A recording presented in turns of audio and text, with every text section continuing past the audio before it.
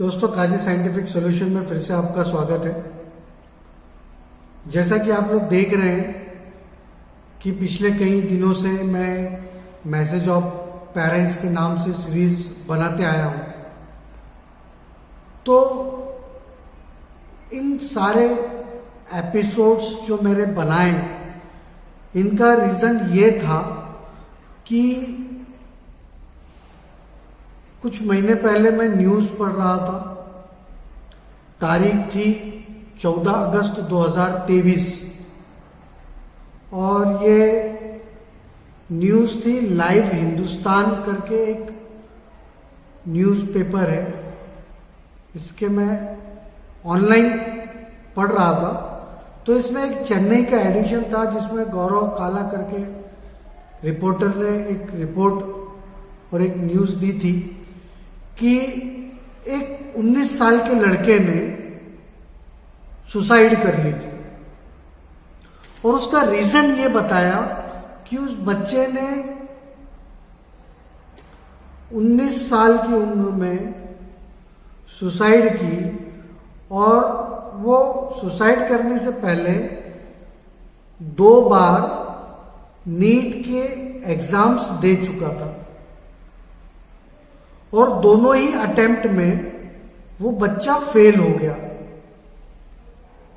और इस फेल होने की वजह से इस बच्चे ने सुसाइड कर ली और इस बच्चे की सुसाइड करने की वजह से इसके पेरेंट्स ने जो नीट का सिस्टम चलाते हैं उनके ऊपर भी दोष लगाया और फिर बाद में खुद भी सुसाइड कर ली। तो मेरे दोस्तों, 14 अगस्त से मैं यही बात सोचता रहा कि ये फेल्यूर है किसका, बच्चे का, उसके पेरेंट्स का, या फिर एक हमारा जो सिस्टम है, हमारा जो समाज है, ये उसका दोष है। ये आप लोग सोचिए कि ये दोष किसका है। मैंने जो सोचा, मैंने सोचने के बाद जो स्टडीज की, तो उसके रिजल्ट्स में मैंने पिछले 4-5 एपिसोड्स मैसेज फॉर पेरेंट्स के बनाए और जहां तक मैं समझता हूं कुछ हिस्से के जिम्मेदार माँ बाप भी हैं और बच्चा भी है। इसीलिए मैंने ये सारी सीरीज बनाई और जो लास्ट मेरा एपिसोड था, उस एपिसोड में मैंने कंक्लूड भी किया कि बच्चा डिप्रेस्ड क्यों हो जाता है। पेरेंट्स की कुछ रिस्पॉन्सिबिलिटीज हैं, कुछ बच्चों की रिस्पॉन्सिबिलिटीज हैं। पेरेंट्स को ये चाहिए कि बच्चा अगर कुछ बनना चाहता है, उसके हुनर को पहचाने और अगर वो जो चीज करना चाहता है तो उसके लिए फिर वैसा एनवायरनमेंट, वैसा माहौल बना दे कि वो बच्चा आसानी से उसके गोल तक पहुंच सके। हर कोई चाहता है कि हमारा बच्चा कामयाब हो जाए। हम बच्चे को इसलिए तो एजुकेशन नहीं दे रहे कि बच्चा हमारा एजुकेशन लेके और फिर अपने जीवन का अंत कर दे। तो मेरी जो पिछली सीरीज है उसमें मैंने यही बताया है कि पेरेंट्स बच्चे को बचपन से एक पॉजिटिव अप्रोच की तरफ लेके चले, उसका जो मानसिकता है उसको पॉजिटिव रखाएं, उसके सेल्फ डेवलपमेंट होने दें। उसका जब सेल्फ डेवलपमेंट होगा और फिर उसके बाद उसके ऊपर जब प्रेशर्स आएंगे, स्ट्रेस आएंगे, तो वो अपने आप को सस्टेन कर पाएगा। नहीं, अगर ऐसा हो पाया तो फिर ना जाने कितनी मासूम जिंदगियां अपने जिंदगी के सफर को डिप्रेशन से लेकर मौत तक लेके जाएगी।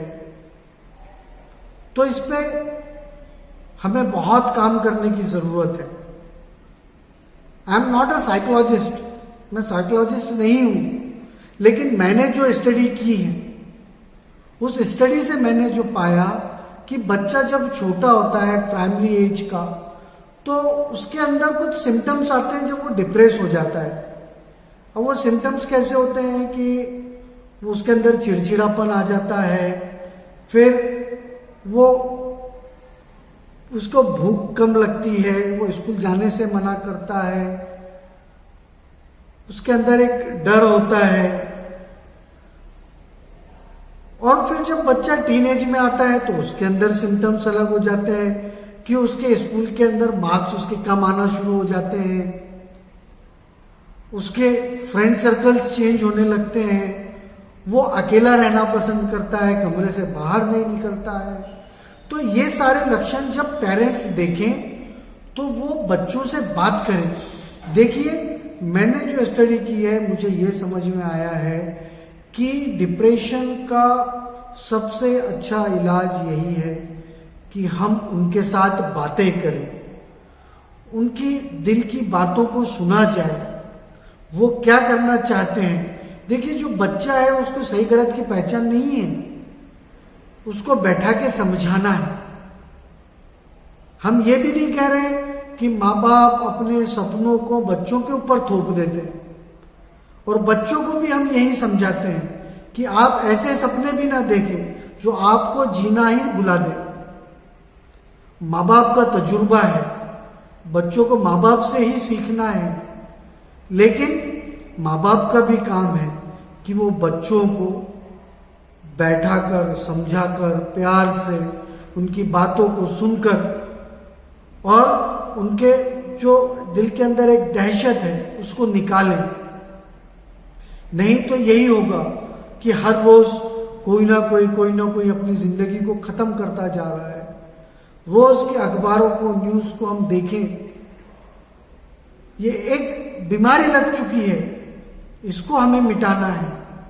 तो उम्मीद करता हूं कि मैंने जो बातें बताई वो आप लोगों को पसंद आई होगी, और आप इस वीडियो को जरूर लाइक करेंगे और आपके दोस्तों तक, पहचान वालों तक भी इस वीडियो को पहुंचाएंगे, और मेरे इस चैनल को सब्सक्राइब जरूर करेंगे। Okay, thank you for watching.